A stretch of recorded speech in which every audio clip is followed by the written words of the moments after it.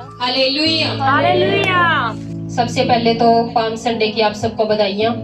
और आज हम देखेंगे कि पाम संडे क्यों मनाया जाता है, थोड़ा ध्यान देंगे। हालेलुया। पाम संडे उस टाइम पर मनाया गया जब यीशु मसीह यरूशलेम में प्रवेश किया और यरूशलेम के लोगों ने प्रभु के स्वागत में खजूर की डालियां उनके पैरों में बिछा दी और अपने कपड़ों को प्रभु के आगे बिछा, और इस तरीके से वो दिखा रहे थे कि प्रभु हम तेरे को कितना आदर महिमा देते। और ये आदर महिमा क्यों मिला, कब मिला और किस लिए मिला? क्योंकि धरती पर हर इंसान क्या चाहता है? आदर महिमा।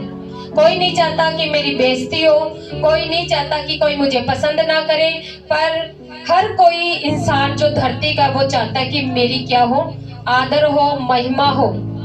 पर मैं एक बात को जानती हूँ, जब तक इंसान में वो क्वालिटी ना हो, गुण ना हो, तो उसका आदर भी नहीं होता।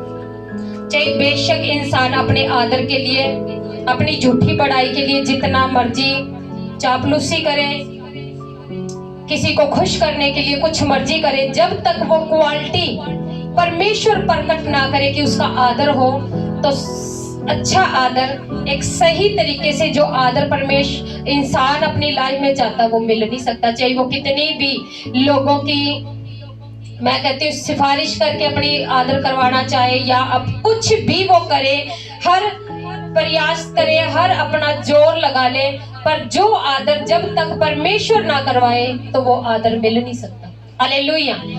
यीशु मसीह भी जब धरती पर आए, उन्होंने लोगों की क्या की? भलाई की, लोगों के लिए प्रार्थनाएं की, वचन सुना के उनके हृदयों को शांति दी, बीमारों को चंगा किया, लंगड़ों को चलाया, अंधों को आंखें दी, कोढ़ियों को शुद्ध किया और मुर्दों को क्या किया? जिंदा किया। प्रभु यीशु मसीह ने धरती पर आकर हर इंसान के साथ क्या की? भलाई की। पर भलाई के साथ साथ भी लोग उसका विरोध करते थे, उसको पसंद नहीं करते थे। पर प्रभु ने लोगों पर ध्यान नहीं दिया, उसने अपने कामों को पूरा किया, जारी रखा कि चाहे कोई मेरा विरोध करे, चाहे कोई मुझे सताए, चाहे मुझे परेशान करे, जो कुछ पिता ने मुझे भेजा जिस काम को करने के लिए, कि मैंने लोगों की क्या करनी है? भलाई करनी है और लोगों के लिए अपनी कुर्बानी को देना है। इस काम को करने के लिए चाहे कोई लोग मेरा कितना मर्जी विरोध करे, मुझे परेशान करे, मुझे रोकने की कोशिश करे, इस काम को मैं रोकूंगा। और हर तरह की परेशानी को प्रभु ने सहन करते हुए और परेशानियों को सहन करते हुए आगे बढ़ते गए और अपने कामों को क्या किया? पूरा किया।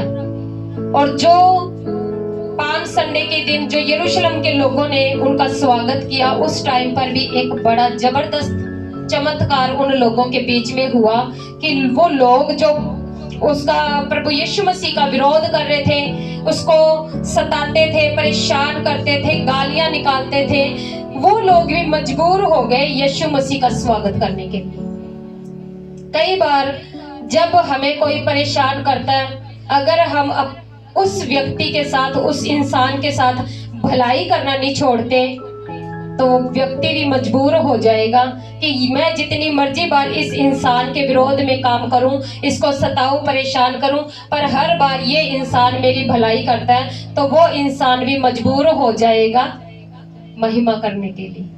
क्योंकि बाइबल का वचन कहता है कि बुराई के बदले बुराई मत करो, बल्कि बुराई को भलाई से जीत लो। यानी कि तुम इतनी भलाई उस इंसान के साथ करो जो तुम्हारी बुराई कर रहा है, इतनी भलाई करो कि वो इंसान हार जाए,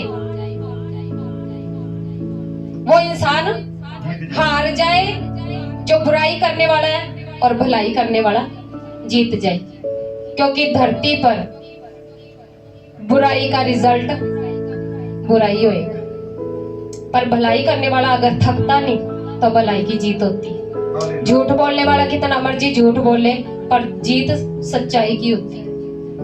हालेलुया। और प्रभु यीशु मसीह सच्चा था, उसने अपने हृदय में अपने उस बात को बिठाया हुआ था कि मैं धरती पर भलाई करने के लिए आया हूँ और चाहे लोग मेरे साथ कुछ मर्जी करे, मैंने भलाई ही करनी है। और लोग चाहे कितना मर्जी उसे परेशान करते रहे, सताते रहे, गालियां निकालते रहे, उसके विरोध में बातें बोलते रहे, पर वो अपने कामों को करने से रुका, वो भलाई करने से रुका नहीं। और जिस टाइम पर यरूशलेम के लोगों ने उसका स्वागत किया, उस टाइम पर भी एक बड़ा जबरदस्त काम हुआ कि जो लाजर था, मरियम और मार्था जो प्रभु यीशु मसीह को फॉलो करती थी, उसकी आज्ञाओं को पूरा करती थी, लाजर जो उनका भाई था वो भी प्रभु यीशु मसीह की शिक्षा को फॉलो करता था, सच्चाई के साथ चल रहा था, प्रभु की महिमा करता था। एक दिन क्या हुआ कि लाजर बीमार हुआ और मर गया, और उस टाइम पर प्रभु यीशु मसीह उस गांव में नहीं थे। और जब वो मर गया तो उसे कब्र में रखा गया, और कब्र में रखे उसे 4 दिन हो गए। और सारी दुनिया जानती है कि 4 दिनों का बंदा कभी भी जिंदा, क्योंकि 4 दिनों में जो शरीर है, जो चीज कब्र में रख लो, कहीं मर्जी रख लो, वो मिट्टी बनना शुरू हो जाता। कीड़े मकोड़े उस डेड बॉडी को खाना शुरू कर देते हैं। पर जब यीशु मसीह उस गांव में आए तो मरियम और मार्था जो प्रभु यीशु मसीह को फॉलो करती थी, उस पर विश्वास करती थी, प्रभु के पास आई और प्रभु को रो रो के कहने लगी कि प्रभु अगर तू इस जगह पर हमारे पास होता तो मेरा भाई लाजर कभी भी ना मरता। क्यों विश्वास था उनको? क्योंकि उन्होंने प्रभु यीशु मसीह के काम देखे कि प्रभु यीशु मसीह क्या करता है, बीमारों को चंगा करता है।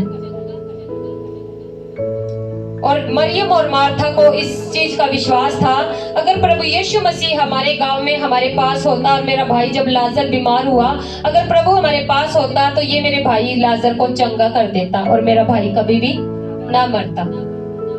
पर उनको ये नहीं पता था कि जीवन और पुनरुत्थान यीशु मसीह ही है, यानी कि जीवन देने वाला भी वही है और दोबारा मरे हुए को दोबारा जीवन देने वाला भी यीशु मसीह ही है। और प्रभु यीशु मसीह ने मरियम और मार्था को तसल्ली दी कि अगर तू विश्वास करेगी तो तू आज परमेश्वर की महिमा को देखेगी। तो मार्था कहने लगी, हाँ प्रभु मैं विश्वास करती हूँ कि जब वो दिन आएगा, पुनरुत्थान का दिन आएगा, तो हम सब जिंदा हो जाएंगे, मेरा भाई लाजर भी क्या हो जाएगा। वो उस टाइम की बात कर रही थी, न्याय के दिन जब न्याय होगा तो वो पुनरुत्थान होगा लोगों का जो प्रभु में सो गए हैं। पर प्रभु यीशु मसीह उसी टाइम की बात कर रहे थे कि जीवन देने वाला भी मैं ही हूँ और दोबारा जीवन, मरे हुओं को जीवन देने वाला भी मैं ही हूँ। अगर तू आज विश्वास करेगी तो तू आज परमेश्वर की महिमा को देखेगी। और जब लाजर मरा और लाजर के मरने से पहले जितने भी प्रभु यीशु मसीह ने काम किए, तब तक लोगों का वो विश्वास नहीं बढ़ रहा था जो कि लाजर के मरने के बाद, जिंदा होने के बाद लोगों का विश्वास बढ़ा। हर इंसान के अंदर एक ऐसी चीज होती है कि जब तक वो ऐसे अद्भुत काम को ना देख ले तब तक उसका विश्वास बढ़ता।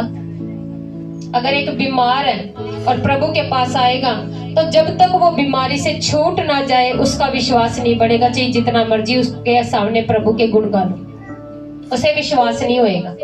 पर जब वो चंगा हो जाएगा तो क्या हो जाएगा, विश्वास हो जाएगा। और ये लाजर से पहले प्रभु यीशु मसीह ने बहुत मुर्दों को जिंदा किया, विधवा के इकलौते पुत्र को जिंदा किया, यायर की बेटी 12 साल की बेटी थी उसको क्या किया, जिंदा किया। पर अभी तक लोगों ने उस लेवल का विश्वास दिखाया। कौड़ियों को शुद्ध किया, बीमारों को चंगा किया, दुष्ट आत्माओं से जकड़े, भूत प्रेतों से जकड़े हुओं को क्या किया, आजाद किया। पर तब तक लोगों का वो विश्वास नहीं था जो लाजर के मरने के बाद, जिंदा होने के बाद जो विश्वास आया। क्योंकि लाजर का काम इम्पॉसिबल काम था। 4 दिन हो गए कब्र में पड़े को, और 4 दिनों में डेड बॉडी क्या हो जाती है, मिट्टी बढ़ना शुरू हो जाती है, कीड़े मकोड़े खाना शुरू कर देते हैं। पर जब 4 दिनों का लाजर कब्र में था और मरियम मार्था ने प्रभु के आगे प्रार्थना की कि प्रभु अगर तू यहाँ पर होता तो मेरा भाई कभी भी मरता ना, और प्रभु ने उनको तसल्ली दी। कि अगर आज तुम विश्वास करोगी तो परमेश्वर की महिमा को देखोगी, चलो मुझे उस कब्र पर लेके चलो। और जब उस कब्र पर गए और प्रभु ने कहा कि जहां पर लाजर को रखा उसका पत्थर हटा दो कब्र से, और जब पत्थर हटाया और प्रभु यीशु मसीह ने एक बात कही कि लाजर कब्र में से बाहर आ जा, और लाजर उसी घड़ी क्या हो गया, जिंदा हो गया। 4 दिनों का मुर्दा कब्र में से उठ के बाहर आ गया। और ये चमत्कार अकेली मरियम मार्था ने नहीं बल्कि यरूशलेम के सारे लोगों ने देखा। और जब इतना बड़ा चमत्कार यरूशलेम के लोगों ने देखा, देखने के बाद उनको विश्वास हो गया हमारा आने वाला राजा यही है जो हमें छुड़ा सकता है, कि जो 4 दिनों के मुर्दों को भी जो जिंदा कर सकता है वो तो सब कुछ कर सकता है। और उस दिन के बाद लाजर के जिंदा होने के बाद पूरे यरूशलेम में ये बात आग की तरह फैल गई और सारे यरूशलेम के लोगों ने यीशु मसीह का स्वागत किया, डालियों के साथ, खजूर की डालियों के साथ, और अपने कपड़े उसके स्वागत में बिछा दिए कि भाई तू ही हमारा राजा है, तू ही हमारा बादशाह है, तू ही हमारा प्रभु है, और तेरे सिवा कोई हमारा प्रभु।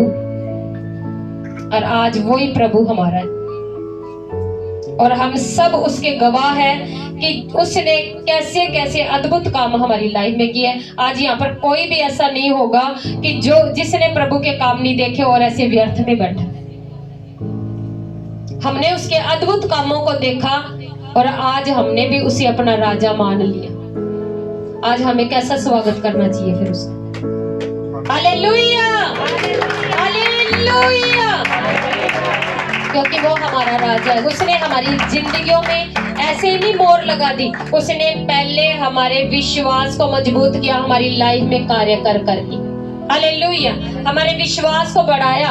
और जब यरूशलेम के लोगों का विश्वास बढ़ा, लाजर जो 4 दिनों का मुर्दा था कब्र में से बाहर आया और लोगों को विश्वास हो गया कि 4 दिनों के मुर्दा को कोई इंसान जिंदा नहीं कर सकता, उसको सिर्फ परमेश्वर ही जिंदा कर सकता है। और जो ये प्रभु यीशु मसीह जो आया है ये परमेश्वर की ओर से आया है, ये परमेश्वर का पुत्र है, इसको वो सारा अधिकार है कि ये मुर्दों को जिंदा करे। Hallelujah, hallelujah. और उसके बाद यीशु मसीह का स्वागत पूरे यरूशलेम ने किया। हालेलुया। और आज वही स्वागत आज हमने करना है, क्योंकि हमें विश्वास हो चुका है कि वही हमारा राजा है। हालेलुया। और एक चीज और जो मैं प्रभु ने मुझे गाइड किया और मैं चाहती हूँ कि वो बात मैं आपसे शेयर करूं कि पाम की डालियों के साथ ही लोगों ने उसका स्वागत क्यों किया। दुनिया में इतने पेड़ पौधे हैं और पेड़ पौधों के पत्तों को भी लेके स्वागत कर सकते थे, क्योंकि बाइबल में अगर किसी भी चीज का वर्णन किया गया, किसी भी चीज के बारे में लिखा गया तो वो ऐसे ही नहीं लिखा गया कि यरूशलेम के लोगों ने खजूर की डालियां लेके ही क्यों स्वागत किया, कोई और पत्ते लेके क्यों नहीं स्वागत किया। आज इसके बारे में हम देखेंगे जो प्रभु ने बताया कि जो खजूर का पाम का जो ट्री है वो रेगिस्तान में भी फलवंत होता है जहां पर कोई पानी ना हो। आज लोगों की जिंदगियों में चाहे कोई भी आस उम्मीद ना हो, कोई भी सुख देने वाली चीज ना हो, तो भी परमेश्वर ऐसे लोगों को भी फलवंत। पाम के पेड़ को ज्यादा पानी की जरूरत नहीं कि जा जाके उसको ज्यादा ज्यादा पानी दे, वो जैसे भी रूखे सूखे हालातों में भी क्या हो जाता, हरा भरा। इसका मतलब कि जिन लोगों में कुछ भी सुख शांति देने वाली चीजें नहीं, तो भी प्रभु कहता कोई बात नहीं, तो भी मैं तुम्हें हरा भरा। हालेलुया। क्योंकि पाम ट्री की एक खासियत है, वो रेगिस्तान में फलवंत होता है जहां पर कोई पानी की ज्यादा जरूरत, जरूरी नहीं उसे ज्यादा फैसिलिटी मिलेगी तब वो हरा भरा होगा। कई बार लोग क्या सोचते हैं कि हमें ज्यादा फैसिलिटी मिलेगी, हमें ज्यादा आराम की चीजें मिलेगी तभी ही हम खुश रह सकते हैं, नहीं तो हमारे खुश रहने का कोई मकसद ही। पर प्रभु ने सिखाया, यरूशलेम के लोगों ने सीखा कि जो ये प्रभु है, हमारे पास कुछ हो चाहिए, हमारे पास मौत भी नजदीक आ गई, चाहे बीमारी नजदीक आ गई, चाहे कोड़ हमारे पास आ गया, चाहे भूत प्रेत हमारे पास आ गया, अगर ये प्रभु यीशु मसीह हमारी लाइफ में है तो हमारा सारा सूखापन जो जिंदगी का वो हरियाली में बदल जाएगा। Hallelujah, hallelujah.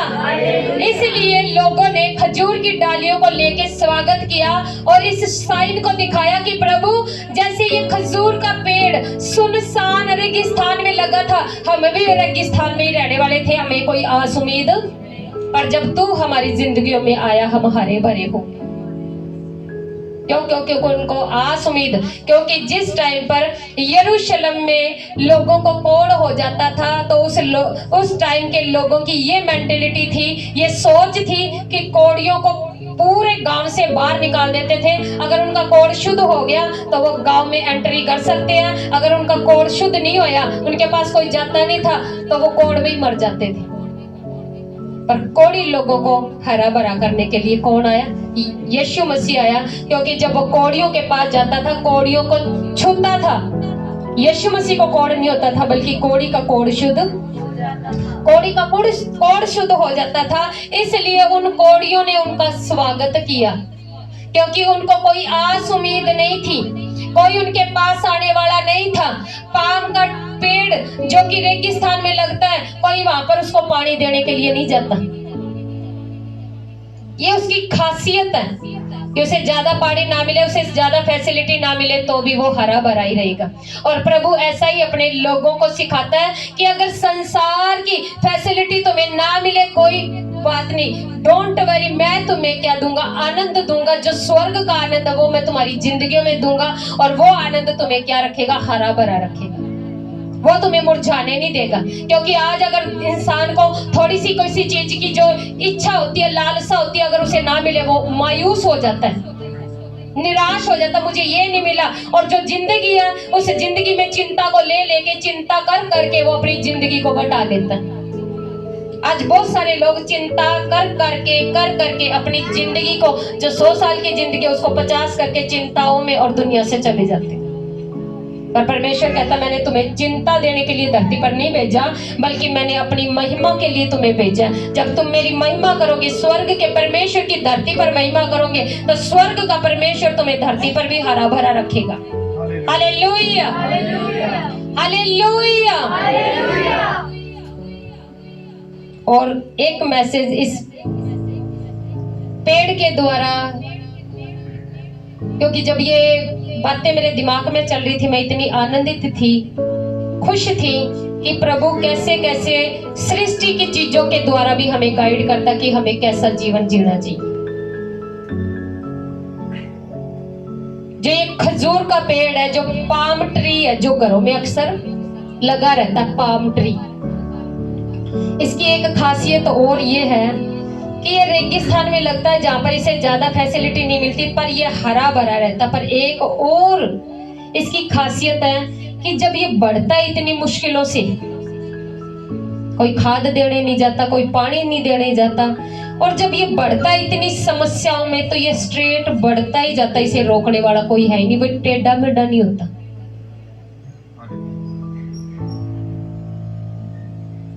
समझ आ रही है? ये टेढ़ा मेढ़ा नहीं होता। इतनी परेशानियों के बाद भी इसे कोई रोकता नहीं, और ये बढ़ता ही जाता और ऊंचा होता। इसकी खासियत ये है कि इसके ऊंचे होने से भी इसको कोई रोक, और ये स्ट्रेट बढ़ता है। परेशानियां इसको गिराती नहीं, बल्कि ये स्ट्रेट बढ़ता ही जाता है और बढ़ता ही जाता और ऊंचाइयों पर चला। हालेलुया। और प्रभु कहता है, ऐसा ही मैं तुम्हें चलाऊंगा। जिंदगी में कितनी मर्जी परेशानियां आए, अगर हम उसकी महिमा कर रहे हैं, उसका पवित्र आत्मा हमें गाइड कर रहा है, बुद्धि दे रहा है, समझ दे रहा है, तो वो हमें टेढ़ा मेढ़ा नहीं होने देगा। पर भरोसा उस परमेश्वर पर, जब उस पर भरोसा है, उसका पवित्र आत्मा हमें गाइड करेगा और स्ट्रेट सीधा बढ़ाता जाएगा और ऊंचाइयों पर ले जाएगा। हालेलुया। इसे कोई फैसिलिटी नहीं मिलती, विदाउट फैसिलिटी ये बढ़ता ही जाता और सीधा बढ़ता, कोई टेढ़ा मेढ़ा टेढ़ा मेढ़ा नहीं होता कि कोई जितनी मर्जी रुकावट आ जाए और ये टेढ़ा होके गिर पड़े। ये स्ट्रेट सीधा बढ़ता ही जाता है। ये इसकी खासियत है पाम ट्री की। इसलिए लोगों ने खजूर की डालियों के साथ प्रभु का स्वागत किया कि प्रभु हमारी लाइफ में जितनी मर्जी चिंताएं आए, परेशानियां आए, हम इन डालियों के जैसे बनेंगे। जैसे इसको कोई फैसिलिटी मिलती नहीं, हमें भी चाहिए फैसिलिटी ना मिले, हम भी सीधे बढ़ते जाएंगे और ऊंचाइयों पर पहुंच जाएंगे। Hallelujah, hallelujah. समझ आ गई? इसलिए है संसार की फैसिलिटी पर यकीन कि वो ही हमें खुश कर सकती है? बिल्कुल भी नहीं। मैंने कितनी बार अपनी गवाही दी है कि हम कई बार सोचते हैं जब प्रभु में नहीं थे तो हम संसार की फैसिलिटी पर विश्वास रखते थे। आज मेरे घर में ये चीज आ जाएगी जिसकी मुझे जरूरत है तो मैं खुश हो जाऊंगा या खुश हो जाऊंगी। पर जब वो फैसिलिटी घर में आ जाती है, थोड़ा दिन तो उस पर ध्यान रहता, बाद में वो चीज भी हमारे मन को खुश, क्योंकि संसार का जो आनंद है वो थोड़े टाइम का है। संसार की चीजें हमारी जरूरतों को पूरा कर सकती है, पर हमारी आत्मा को, हमारे मन को हमेशा आनंदित नहीं रख सकती। क्यों? क्योंकि संसार की चीजों की जरूरत हमारे शरीर को है, और जब शरीर की जरूरत पूरी हो जाती है, शरीर खुश है, पर इस शरीर के अंदर एक आत्मा रखा है जो परमेश्वर ने डाला है, और उस आत्मा को संसार की चीजों की जरूरत नहीं, उस आत्मा को परमेश्वर की आत्मा की, उस परमेश्वर की जरूरत है। और जब ये आत्मा उस स्वर्ग के परमेश्वर की महिमा करती है, जहां से ये आत्मा आई है, उस परमेश्वर की महिमा करती है और उस परमेश्वर के साथ उसका मेल हो जाता है, तो ये आत्मा आनंद मनाती है। और जब हमारा आत्मा, हमारा मन, हमारा हृदय खुश है तो हमें सब कुछ खुश अच्छा लगता है। पर हमारा मन ही अगर दुखी है तो चाहे हमारे पास सोने का ढेर हो तो वो भी हमें खुश। बाइबल में लिखा है मन का आनंद अच्छी औषधि है। अगर हमारा मन ही खुश नहीं तो हमारे सामने कुछ मर्जी हो, पर अगर हमारा मन आनंदित है तो वो ही आनंद हमें बहाल करता है, तो फिर सब कुछ अच्छा लगता है। और मनों को बहाल करने वाला, मनों को आनंदित रखने वाला स्वर्ग का परमेश्वर है, और वो परमेश्वर अपने बेटे बेटियों को कभी छोड़ता नहीं। आज भी उसका आत्मा हमारी जिंदगियों में कार्य करता है, उसका पवित्र आत्मा हमें गाइड करता है, हमें बुद्धि देता है, समझ देता है कि हम धरती पर कैसा जीवन जिए, कि हम संसार में रहते हुए उसकी महिमा करें, धरती पर एक आनंदित जीवन जिए। और अगर हमें धरती पर कुछ नहीं मिलता, कोई आस उम्मीद नहीं, तो भी हम उस पर भरोसा रखें। और परमेश्वर ने इस पाम ट्री के द्वारा हमें एग्जाम्पल दिया कि अगर पाम ट्री रेगिस्तान में लगा है, इसे कोई पानी देने वाला नहीं, इसे कोई खाद देने वाला नहीं, कोई इसकी देखभाल करने वाला नहीं, तो भी मैं इसे हरा भरा रखता हूँ। तो जैसे ही तुम भी संसार में लगे हुए हो और संसार में तुम्हें कुछ मिले या ना मिले, तो भी मैं इस पाम ट्री की तरह तुम्हें हरा भरा रखूंगा। और तुम इतनी परेशानियों में भी स्ट्रेट बढ़ते जाओगे, सीधे बढ़ते जाओगे और ऊंचाइयों को छू लोगे, तुम्हें कोई रोक नहीं सके। हालेलुया। क्योंकि जब यीशु मसीह धरती पर आए, वो जो भलाई का काम कर रहे थे, जो सच्चाई का, परमेश्वर की महिमा करने का काम कर रहे थे, और जो सच्चाई लोगों पर प्रकट कर रहे थे, तो भी लोग उसका विरोध करते रहे, उसके विरोध में बोलते रहे, गालियां बकते रहे। क्योंकि लोगों का काम क्या है? बढ़ते हुए इंसान को वो देख नहीं सकते, अपने से ऊंचे हुए इंसान को देख नहीं सकते। पर परमेश्वर की एक क्वालिटी है, परमेश्वर कहता कोई तुम्हें कितना मर्जी गिराए, मैं, मेरा धर्मी बंदा, मेरा विश्वासी बंदा, मेरा पवित्र बंदा अगर 7 बार भी गिरे तो भी मैं उसे उठाकर खड़ा कर दूंगा। जिसको परमेश्वर उठाए उसे कोई गिरा नहीं सकता। हालेलुया। और ये हमारे परमेश्वर की सोच है कि परमेश्वर का वादा है कि अगर दुनिया के लोग या शैतान तुम्हें किसी भी तरीके से गिराए तो भी वो तुम गिरे नहीं रहोगे, बल्कि मैं तुम्हें उठा के खड़ा करूंगा। हालेलुया। अब हम वचन की तरफ चलेंगे और उसमें से जो प्रभु ने मुझे मैसेज दिया उस मैसेज पर हम थोड़ा सा ध्यान देंगे, ज्यादा टाइम लेंगे। मत्ती नए नियम में मत्ती का अध्याय और 21 चैप्टर उसकी 1 से 9 आयत तक पढ़ेंगे। जल्दी पढ़ दो इसको।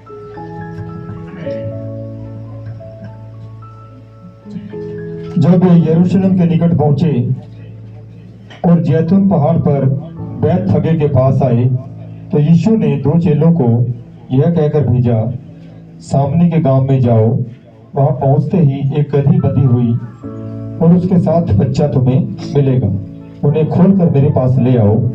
यदि तुम में से कोई कुछ कहे यदि तुमसे कोई कुछ कहे तो कहना कि प्रभु को इनकी जरूरत है, तब वह तुरंत उन्हें तो भेज देगा।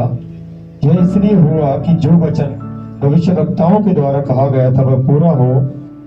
जकरिया में लिखा है कि सिय्योन की बेटी से कहो, देख तेरा राजा तेरे पास आता है, वह नम्र है और गदही के बच्चे पर बैठा है, वरन लादू के बच्चे पर। चेलों ने जाकर जैसा यीशु ने उससे कहा था वैसा ही किया और गदही और बच्चे को लाकर उन पर अपने कपड़े डाले और वह उन पर बैठ गया।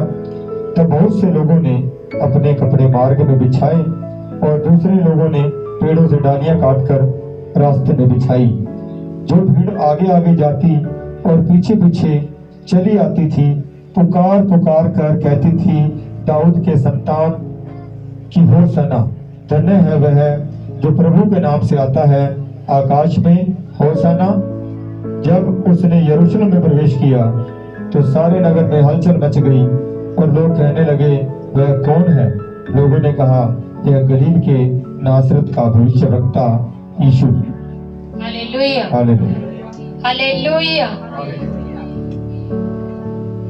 आओ इस मैसेज पर ध्यान देंगे जो प्रभु ने इस वचन के द्वारा हमें दिया।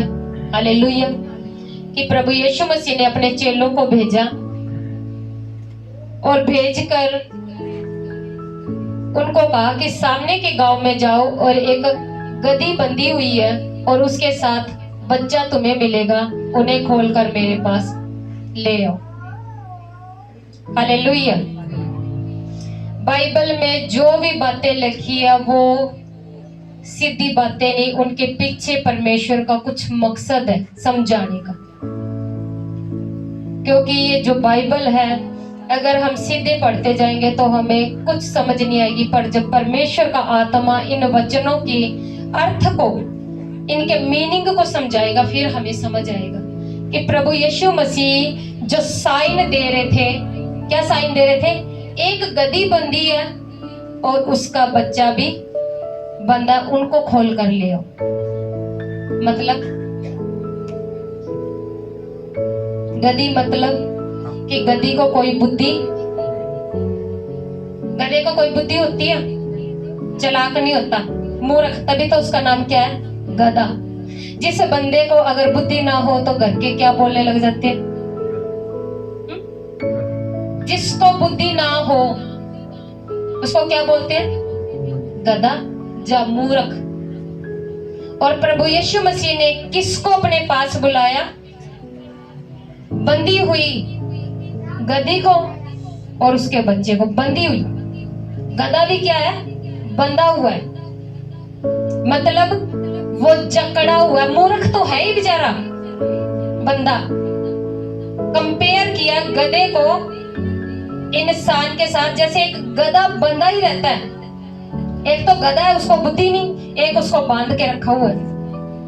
तो ऐसे ही दुनिया में बहुत सारे लोग हैं जिनको बेचारों को बुद्धि नहीं और वो अपनी जिंदगियों को चला रहे हैं, और कुछ लोग उनकी मूर्खताई के कारण, उनके ना समझ होने के कारण उनको जकड़ के रखते हैं कि इनको जैसे मर्जी चलाएंगे वैसे ही है। और प्रभु यीशु मसीह ने उन्हीं चीजों को अपने पास बुलाया कि उनको खोल के लेके आओ। प्रभु को ज्यादा बुद्धिमान लोग पसंद नहीं, क्योंकि बुद्धिमान बंदा किसी की सुनता, वो कहेगा मेरे पास बहुत ज्यादा बुद्धि है, मुझे किसी की सुनने की जरूरत नहीं, मैं अपने कामों को अपने आप कर सकता हूँ। पर प्रभु कहता है मैं किन लोगों के लिए आया? मूर्ख लोगों के लिए आया, जिनको बुद्धि नहीं है, जो धरती पर आकर इस चालाक दुनिया के साथ अपने जीवन को चला नहीं सकती। प्रभु कहता है मुझे ऐसे ही मूर्ख लोग चाहिए जिनको मैं स्वर्ग की बुद्धि दूं और उन्हें धरती पर आदर के साथ जीना सिखाऊं। Hallelujah, hallelujah. प्रभु यीशु मसीह ने गधी और गधी के बच्चे को बुलाया। बच्चा मतलब मूर्ख का भी मूर्ख। जिसको बिल्कुल भी बुद्धि नहीं, ऐसों को खोलो और मेरे पास। और जब खोल के लेके आए तो उस गधी का और गधी के बच्चे का क्या हुआ? क्या हुआ? स्वागत हुआ क्या? उनका विरोध हुआ या उनको बेइज्जत किया गया? आगे लिखा, यदि तुम में से कोई कुछ कहे तो कहना कि प्रभु को इनका प्रयोजन है। प्रयोजन मतलब जरूरत है। प्रभु को कैसे लोगों की जरूरत है? मूर्खों की, बल्कि मूर्खों के भी मूर्ख की, जिनको बिल्कुल भी बुद्धि नहीं, जो धरती पर जब इस, मैं कहूंगी चालाक दुनिया में, जहां पर बहुत ज्यादा होशियार लोग हैं, चालाक लोग हैं, जो अपनी चालाकियों से अपने कामों को फतेह कर लेते हैं, दुनिया को मूर्ख बना बनाकर आप खुद बुलंदियों पर, ऊंचाइयों पर चढ़ जाते हैं। ऐसी दुनिया में प्रभु कहता है, मुझे मूर्ख और मूर्ख के भी मूर्ख जो लोग हैं, मुझे उन लोगों की जरूरत है ताकि मैं उनका आदर करवा सकूं। जो धरती पर कहते हैं, प्रभु हम तो कुछ भी नहीं है, भगवान हम तो कुछ भी नहीं, हमारा क्या होगा, हम कैसे आगे बढ़ेंगे, कैसे इज्जत से इस दुनिया में जिएंगे, तो प्रभु कहता मुझे ऐसे ही लोगों की जरूरत। ऐसे लोगों को खोलकर मेरे पास लेके आओ। वो बंधे हुए हैं, वो जकड़े हुए हैं, उनको खोलकर मेरे पास लेके आओ ताकि मैं उनका आदर करवाऊं। मैं सिखाऊंगा कि कैसे तुम सच्चाई और पवित्रता के साथ चलकर तुम आदर के योग बन सकते हो। हालेलुया। क्योंकि चालाक बंदे से लोग डर सकते हैं पर दिल से उसका आदर नहीं कर सकते। पर जो सच्चा बंदा होगा, पवित्र बंदा होगा, लोग उसका दिल से स्वागत करेंगे, दिल से आदर करेंगे। कि इस बंदे को कितना मर्जी कुछ कह दो, ये बंदा भोला है, ये सच्चा है, ये पवित्र है, कोई पाप नहीं करता, कोई बुराई नहीं करता, इसको जैसे मर्जी कहो, तो ऐसे लोगों का स्वागत परमेश्वर खुद करता होगी। हालेलुया। कहते यदि तुम में से कोई कुछ कहे तो कहना प्रभु को इनका प्रयोजन है, तब वह तुरंत इन्हें भेज देगा। इसलिए हुआ कि जो वचन भविष्य वक्ता के द्वारा कहा गया था वह पूरा हो कि सियोन की बेटी, किसकी बेटी? सियोन मतलब स्वर्ग की बेटी से कहो कि देख तेरा राजा तेरे पास आता है। यीशु मसीह राजा है और वो अपने लोगों से, स्वर्ग की बेटी मतलब यरूशलेम के लोगों से कहता है कि तेरा राजा तेरे पास आता है, वह नम्र है और गधे पर बैठा है, वह लादू के बच्चे पर। यानी कि ये एक तरीके का साइन परमेश्वर ने अपने भविष्य वक्ता जकरिया के द्वारा ये साइन दिया कि जो मेरी तरफ से जो भविष्य वक्ता, जो तुम्हारा राजा, जो मसीह आएगा, वो इस कंडीशन में आएगा। और जब यीशु मसीह को पता था कि मैं इनका राजा हूं और लोगों को भी पता लग जाए, इसलिए वो इसी कंडीशन में गया कि वो गधी के बच्चे पर बैठ के गया, ताकि लोगों को वो भविष्यवाणी याद आ जाए जो जकरिया के टाइम पर की गई थी कि जो तुम्हारा मसीह होगा, जो तुम्हारा राजा होगा, जो तुम्हें छुड़ाने वाला होगा, जो तुम्हें पाप गुनाहों से छुटकारा देगा, वो तुम्हारा राजा किसी घोड़े पर नहीं बल्कि वो गधे पर बैठ के आएगा। वो मूर्खों पर सवार होगा और मूर्खों को आदर दिलाएगा। घोड़ा पता किसकी निशानी है? जंग की। वो जंग करने के लिए नहीं, वो मूर्खों को आदर दिलाने के लिए धरती पर आया। वो कहता मैं तुम्हारे जीवन में आऊंगा, मैं तुम्हें सिखाऊंगा कैसा धरती पर जीवन व्यतीत करना है, जिसके द्वारा तुम छुटकारा पालो, अपने आत्मा में, अपने मन में शांति आराम को पाओ। चेलों ने जाकर जैसा यीशु ने उससे कहा वैसा ही किया और गधी और बच्चे को लाकर उन पर अपने कपड़े डाले। तो लोगों ने क्या किया कि जब प्रभु यीशु मसीह उसी तरीके से जो जकरिया भविष्य वक्ता के द्वारा जो भविष्यवाणी हुई, उस भविष्यवाणी के द्वारा जब यीशु मसीह गधी के बच्चे पर बैठकर आए, तो लोगों ने क्या किया? क्योंकि दो बातें उनके दिमाग में चल रही थी। एक तो भविष्यवाणी चल रही थी, दूसरी बात क्या चल रही थी कि यीशु मसीह ने उसी टाइम पर जो मुर्दा लाजर था, जो 4 दिनों का कब्र में था, उस मुर्दा लाजर को जिंदा किया और लोगों को विश्वास हो गया कि यही हमारा राजा है। क्योंकि इतना बड़ा चमत्कार यीशु मसीह से पहले या यीशु मसीह के बाद आज तक किसी ने नहीं किया। जब एक बार जान निकल जाए तो डॉक्टर भी नहीं कह सकता कि मैं इसका इलाज करके इसके अंदर जान डाल दूंगा। और जब डॉक्टर के कंट्रोल से बाहर हो जाए तो डॉक्टर भी लास्ट में एक ही बात कहता है कि परमात्मा को जिसको तुम मानते हो उसको याद कर लो, अगर वो जीवन दे दे तो दे दे, नहीं तो मेरे जो इलाज जो मैं कर रहा था, जो मेरी समझ थी डॉक्टरी लाइन में, जितनी मुझे नॉलेज थी वो नॉलेज खत्म हो चुकी है। हालेलुया। तो जो ये लाजर का जो चमत्कार हुआ था, वो चमत्कार उस टाइम पर हुआ था जब लाजर 4 दिनों का मुर्दा कब्र से बाहर आया, और उस टाइम लोगों को पता लग गया कि ये हमारा जो राजा है, जो हमारा प्रभु है, ये सब कुछ कर सकता है। 4 दिनों का अगर मुर्दा भी हो गया ना, बंदा मर भी गया, तो भी हमारा प्रभु हमारे पास होगा तो ये जिंदा कर लेगा। अब हमें चिंता करने की जरूरत नहीं। और इस घटना ने लोगों के हृदयों को ऐसा खोल दिया कि उन्होंने कपड़े डालकर खजूर की डालियों के साथ उसका स्वागत किया। Hallelujah, hallelujah. तब बहुत से लोगों ने अपने कपड़े मार्ग में बिछाए और अन्य लोगों ने पेड़ों से डालियां काट कर मार्ग में बिछाई। जो भीड़ आगे आगे जाती और पीछे पीछे चली जाती थी, पुकार पुकार कर कह रही थी, दाऊद के संतान को होसन्ना। होसन्ना मतलब क्योंकि प्रभु यीशु मसीह के लिए एक भविष्यवाणी हुई थी कि वो दाऊद के वंश से पैदा होएगा, और यीशु मसीह दाऊद के वंश से पैदा हुआ, इसलिए लोग कह रहे थे दाऊद की संतान को होसन्ना। होसन्ना मतलब प्रभु हमें बचा, अभी बचा। होसन्ना के नारे लगा लगा के वो अपने लिए डिक्लेयर कर रही थी कि प्रभु तू हमें भी बचा, जैसे लाजर को बचा लिया 4 दिनों के। अब हम भी अपने आप सरेंडर तुझे करते हैं, हम भी अपने आप को क्या करते हैं, तुझे सौंपते हैं, तू हमें भी बचा और अभी बचा। हालेलुया। होसन्ना के नारे लगा लगा के वो अपने आप को क्या कर रहे थे, सरेंडर कर रहे थे, अपने आप को प्रभु को सौंप रहे थे। धन्य है वो जो प्रभु के नाम से आता है आकाश में होसन्ना। जब उसने यरूशलेम में प्रवेश किया तो सारे नगर में हलचल मच गई। क्यों? क्योंकि लोगों ने उसको बहुत रोका।